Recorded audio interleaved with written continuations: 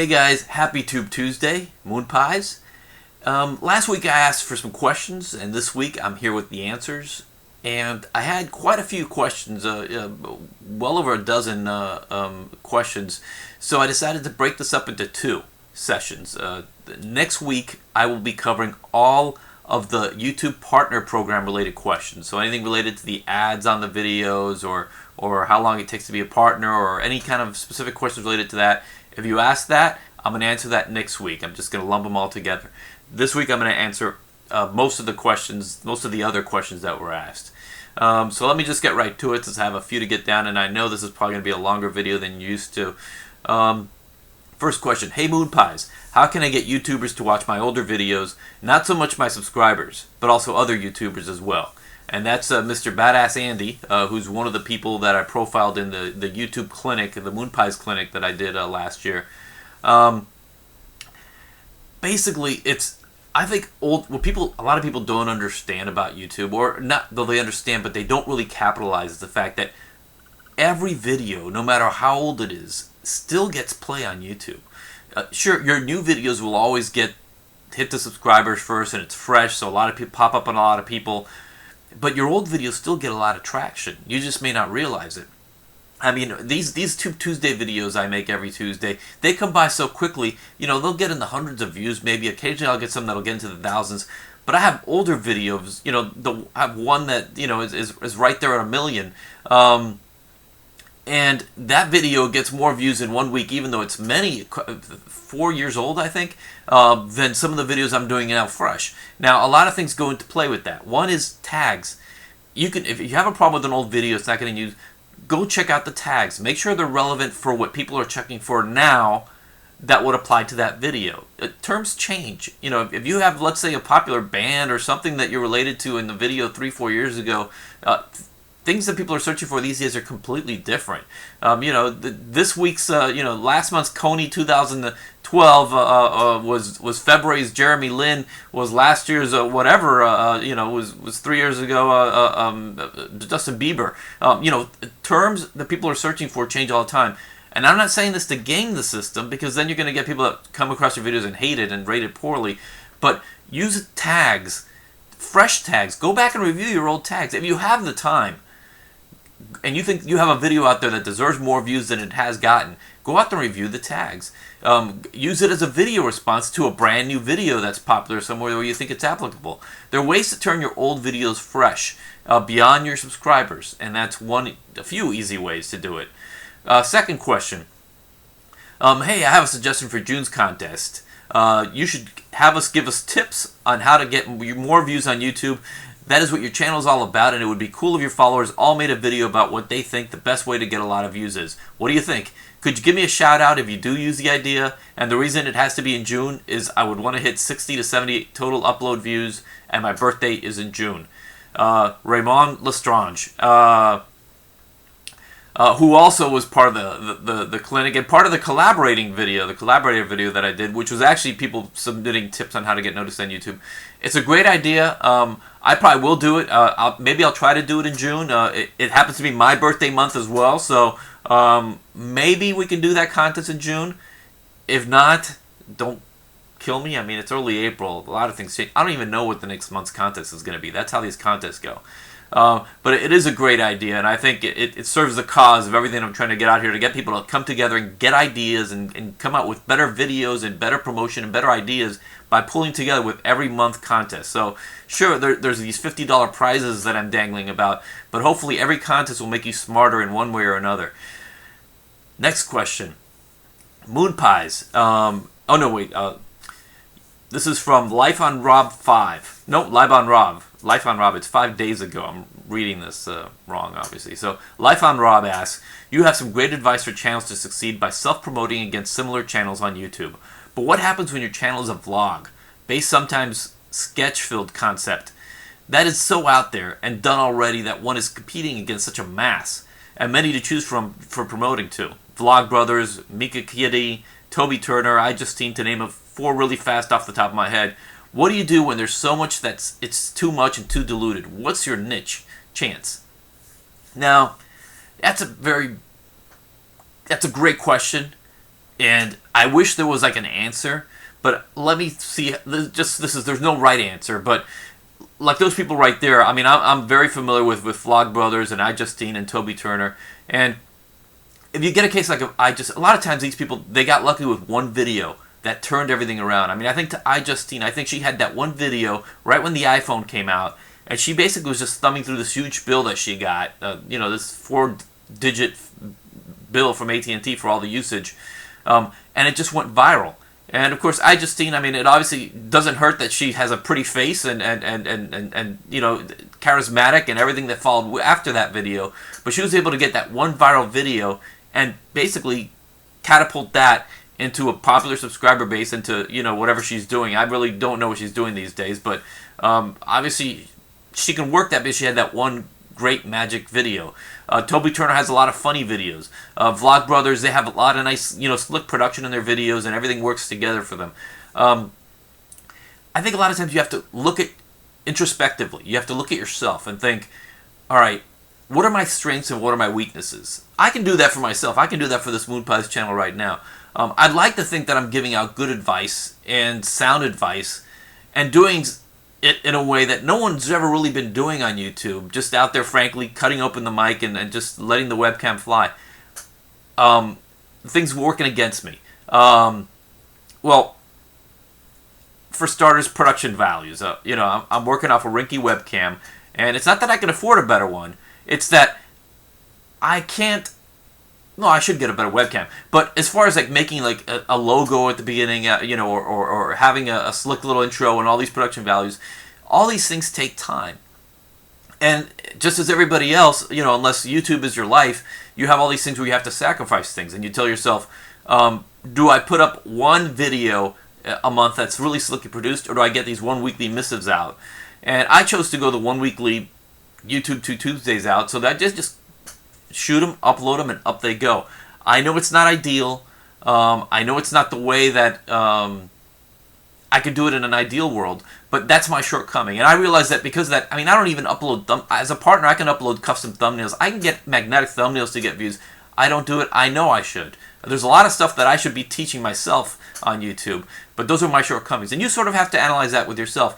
Is there something that you can do that no one else is doing? You've mentioned 4 people. They all do 4 completely distinct things, yet they all have people that basically gravitate to them because they had a video. Another popular vlogger, to an extent, is Kevin Nault's, Uncle Nault's, Naughty. And, most of it, he just had little prank videos where he took some neighbors around, did some pranks, and then was able to parlay that into a big subscriber base to get to what he wants to do. So that's what it really comes down to. Try to create that one viral video. Sometimes it happens accidentally, and it's beautiful if it happens. Or if not, you can make your own luck in that way and try to create a viral video. But beyond that, you have to either accept your shortcomings or find something that you're really good at and make that your specialty. A lot of times if you're just talking in front of a camera without a certain direction or trying to be funny or something like that, you're going to be weighed on your value versus the hundreds of thousands or millions of people on YouTube that are doing the same thing. You can either try to aim local, try to get your friends, to rally around what you're doing, and an audience will build that way. Nobody, I don't know how Shay Carl went from, I remember when he was practically nothing, and then just basically him and his whole family expanded to the point that it became a YouTube phenomenon. But it always starts small. It always starts with, the Smosh guys. I've been on YouTube early enough where I remember they had that one Pokemon video that set everything in motion. So a lot of times it's that one big hit. That's all you need to make it happen. But until then, aim smaller, aim local, and try to narrow down what you're doing until you get something that works for you. And the next question, and I realize I'm taking a very long time answering some of these questions. Some of these questions are easier to answer, I realize. I'm sorry. Moon Pies, I was wondering how I can get videos more popular on YouTube. Is it likes, subscribers, favorites? Now, here's the problem with that. A lot of times, YouTube is a lot smarter than you, and it's definitely a lot smarter than me. So, this is a $200 billion company. They know what works, and they know that there's a bunch of people out there saying sub for sub, or click like on my video, I'll click like on your videos, or favorite my video, or I'm going to go to all my Facebook friends to favorite my video and like it. And somehow then they go, wow, this didn't really work. How come I thought this would be the key to it happening? No, because there's a few things beyond that. One of them is engagement.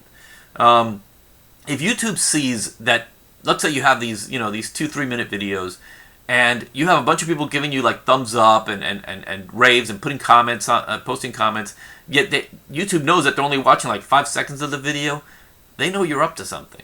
They know that you're not engaging people. Or even if you are, if the traffic is genuine and people are viewing it through and then cutting out, they realize that, hey, that's not working. So a lot of times it's, likes versus dislikes probably helps in the engine.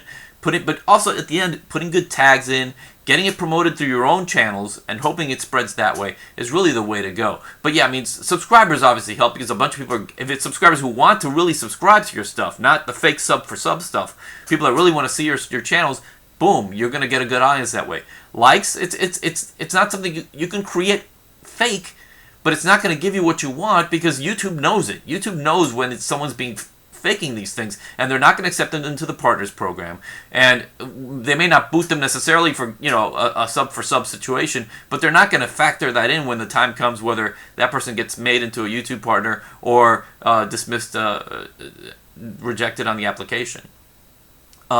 Next question. Hello, Moon Pies. Okay, well, there's actually 2 questions here, and they're sort of related, so I'm going to tackle them at the same time. Hello, Moon Pies. Thank you for your videos. My question is, how do you succeed on YouTube, and what do you think of my videos? Thank you, and that's CL Torres 25. And a related question, I have a couple videos posted with a lot more coming. Can anyone help me increase my views, please? Saints Ho 14. Now, yes, I'm promoting them right now. I'm showing their name right now, but the thing is, I get requests like this all the time, and I can't. And for everybody, and I'm not trying to be. I am a good guy. I am. I mean, I don't know if that comes across or not in these weekly missives. I'm even calling them missives. That's not a right word. Weekly videos.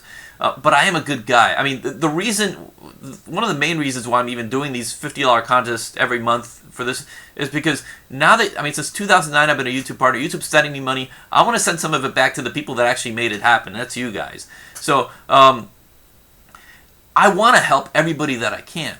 But the problem is every other day in my email box, in my YouTube inbox or a video comment, I get someone, hey, give me a shout out in a video, go to this, and I can't. Maybe there'll come a time where I can come up with a way to help everybody because I want to promote everybody as much as possible. You'll notice that even the clinics I'm using is really to try to promote you guys, some of your channels. But I don't do it out of, oh, okay, I'll do this, I'll do that. Because then it becomes almost like, if you put out food for a cat, before you know it, there's like 10 cats hanging around. And you really can't, I don't have that kind of cat food. And I want to help. And if anyone wants to follow those particular links, go for it. But it's not something I'm ever going to do again. No. I can't. Unless I'm talking specifically about your video in the clinics that I did last year or anything like that. I just can't give a shout out to everybody that wants one. But I did it this time just to illustrate the point. So I hope that's ironic in what's happening. Okay. Next question. Timely question. Are you ever going to bring back the videos where you reviewed the other people's channels and critiqued them? And that was Cowl3. I may be mispronouncing your name, but I know that was another person that had requested a clinic to be one of the videos in the clinic, and I don't think I got to that in the workshop. Yes, I'm going to bring back the workshop. I'm really happy with how it turned out. For those people who aren't new to YouTube or to this channel, last year I took 10 weeks and I basically went over other people's videos on ways that they can help them improve their videos. And I some of them, from that point to now, are actually now YouTube partners. I sometimes get some notes back saying that helped, and move them further along. So I know the clinics were effective to the people I helped out. The specific 10 weeks of maybe, I think it was like 15, 20 channels that I looked at. And also the people watching the videos, hopefully they learned something from that. So I thought the workshop was perfect. I just have to find another time where I have that kind of time frame where I can devote every week to doing it right. But yeah, that definitely will be coming probably sometime this year. Next question. Could you talk about mylike.com and how to make money with the website? And that's Chad's show, who was also one of the 3 that did the collaboration video with Raymond and well, okay, he puts mylike.com. I think he's talking about, I think Chad is talking about mylikes.com. And that is something that I would like to touch on a future video. And by future, I mean like within a couple weeks, because I think it's a very important thing. Mylikes.com it's a legit, it's by most accounts legit channel where you can actually get paid to promote things on your video channel or through your Twitter feed or through Facebook or Tumblr account. But like everything else, there's no free lunch. And in this case, just like with my YouTube channel, I know I'm putting up video clips here. I know I'm putting ads on my channel as a partner to monetize this, to make a little money. People don't like it. And a lot of times that can happen too if you use like a mylikes.com. But I know it's an outlet, especially for people who can't get into the YouTube partnership program. But again, a lot of it is based on people that click. People have to go click and sometimes even purchase these things through the mylikes.com interface. So even if you put it on Twitter and maybe 1,000 people see it, or 10 or 100 people see it, and maybe 1 or 2 click, but nobody buys it, you're not going to make any money. So that's one side of it, but it's not entirely bad, and that's why I'm going to look at mylikes.com and the other sites like that in a future video, hopefully sometime this month. So, Chad, I don't have the answer for you. I gave you a little partial answer, but I have the real answer, and I'm going to dig into it later this month. All right, next question. All right, do you own any other shirts? Let me see, where is that? Yeah, do you own any of the shirts? Just kidding. You don't have to answer that. Laughing out loud. Soul Survivor X2, or is it times 2? I'm not sure. Again, I'm reading these names, so I've seen Soul Survivor has posted on some of my videos before. Thank you. The method behind this T-shirt madness is, AdMarket is my Twitter account, and I don't promote it as my Twitter account because I don't post any videos, any, Tube Tuesday type related content or even YouTube related content on my Twitter account.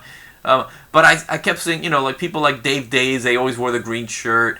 A lot of people wear the same stuff for continuity. And so for at least my Tube Tuesday, I try to stick it with these shirts. If you ever see any of the other videos that I'm doing where I'm out, not on a Tuesday, it's definitely not this shirt.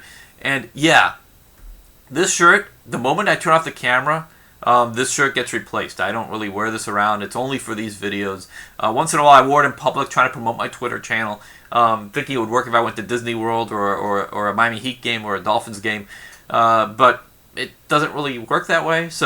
But I thought it was just kind of a neat, unique shirt because no one else has it, I would think, because why would anyone be promoting my Twitter channel but myself? So that's the answer to that. And I think we're just down to 1 or 2 questions. All right. Shumu88 asked, I would like to know a little about the logic behind YouTube. Specifically, I wanted to upload a motivational video that had audio track owned by WNG. That's Warner Music Group. So I took it off YouTube, found a public domain song, then re-uploaded the video with no problems. My question here is, do you know how come many others users have their videos up using the same copyrighted song with no ads, nothing? I mean, videos uploaded this month. Thanks a million and all that. All right, now this is a popular problem. There's two answers here. Actually, there's many different answers, but a lot of times, copyrighted music on your video, it's a bad idea for many reasons. YouTube can kill the video completely, and it's all related on to the labels themselves. Every single label, Warner Music is one of the 4 major labels. And there are a bunch of independents. Every label has a different strategy with how they're doing it with YouTube. Some of them don't want their music on. Others say, all right, if there's a video on there, I, the label, get to put ads on there, and I get to put an iTunes link to that song so people can buy it. So there's a bunch. Every different label has a different way of doing that. And so if you get and there's also the identification. It's YouTube has where a song is in its system, it can identify that song. But a lot of stuff is geographically based too, where things are licensed by different countries. So someone can upload something from one country that is fine, yet uploaded in a different country and reaching out to somebody else, it's not. So there are regional things, there are geographical differences in what you can get away with and can't get away with. The best advice is just to avoid it altogether. And I know, and a lot of people do this, not just so much with music, but they'll say, well, Shane Dawson does this, or Ray William Johnson does that, and those guys are playing on a different field. I mean, they've already been vetted by YouTube, and they're allowed to color within, between the, outside of the lines every once in a while, because YouTube knows that at the end of the day, they get it, they understand. They don't apply those same rules to everybody because no one will be able to color in that kind of way, in and out of the lines as YouTube needs them to. So the answer to this is that, yeah, I mean, avoid it. There's no reason to use someone else's song. And I understand there's times when you're making a video and it's just, maybe you want to play the theme of Rocky, to an inspirational moment, or Chariots of Fire, or something more relevant. If you have like a fun party scene, play We Are Young by Fun. But at the end of the day, don't do it, because you'd have to go back and change it. You'd have to re-upload your video. There's just so many ways that they can take it down. Get it right the first time. Either don't put a music on there, or use music that is Creative Commons or public domain, where you have the ability to do it. Because the last thing you want is YouTube to either ban your videos in certain countries, take it down altogether, or let it get hijacked by a music label. Not even the band, because it's really the record label, Warner, in this case Warner Music, that will take it and put the ads on there and collect the money. And maybe the artists see that money, maybe they don't, but it's really not the artists, it's the labels that are doing this. And they own the stuff. They've paid a lot of money to record these songs for the band. So it's I guess it's their right, but play by the YouTube rules in this case. And just because someone else does it doesn't mean that it's right, and doesn't mean that they won't get caught down the line, especially with a new video, which actually should be up for a while before it gets flagged. And the final question, this is probably a really long video. I haven't even checked the time on this. Does that pinball machine even work? That's better than broke, asked that. And no, it doesn't. And I think I mentioned that it doesn't work in a recent video. But yeah, I mean, it's an awesome tag team machine. And a couple years ago, a flipper broke, and that's not a big deal. But then about a year or two ago, the circuitry actually fried. So the problem is that machine, it's not something you can actually take out. I mean, we'd have to remove the door when we brought it in, so we'd have to take the door out of here, out of this den to move it out there. And there aren't a lot of people that make house calls for this kind of thing. And trust me, I checked down here in Florida. So I'm sort of stuck with a very big but very distinctive looking a piece of, I guess, artwork would be, relic behind me. But no, it doesn't work. But the one day I do get it fixed, and I do want to get it fixed because I've been longing to play it. We had a lot of fun. My whole family and friends, we all had a lot of fun on the pinball machine over the years. I'm going to see if I can maybe get a camera inside there or something, make it really cool pinball-like type video. But until then, no, it does not work. And that's it. That covers this week, answering many of your questions from last week. I'm going to tackle the rest, which are all the partnership-related questions, next week. And then I'll cover stuff like the mylikes.com later on. That workshop, maybe sometime in the summer, I think would be a good time to crack that open again. But it will be coming on the way. But in the meantime, if you didn't see the video yesterday, I have another April contest where you actually make a video about local. And I'll talk about more of that next time, because I think I've taken way too much of your time this Tube Tuesday.